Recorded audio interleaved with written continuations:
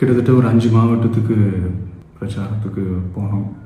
இந்த மாதிரி எதுவுமே நடக்கலாம், இந்த மாதிரி எதுவுமே நடக்கலாம், இந்த மாதிரி எதுவுமே நடக்கலாம்.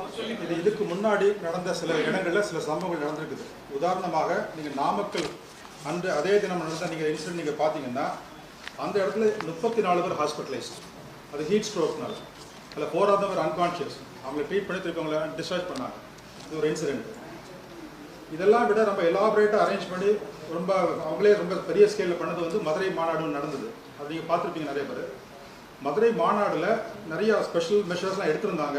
விக்ரவாண்டியை விட ரொம்ப சிறப்பான ஸ்பெஷல்ஸ்லாம் எடுத்து பண்ணியிருந்தாங்க.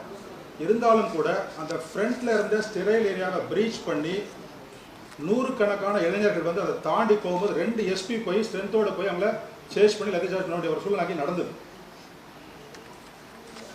அது போக ஒரு சில ரோடு ஆக்சிடென்ட்ஸ் வந்துட்டு போகும்போது சமயத்தில் அந்த ரோடு ஆக்சிடென்ட்ஸ் இருக்குது. அதுபோக அந்த ஈவெண்ட் நடக்கும்போது விழுப்புரத்தில் ஒரு இன்சிடென்ட் நடந்தது, மதுரையில் 2, இப்போ கரூரில் வினோட் 41 நடந்திருக்குது.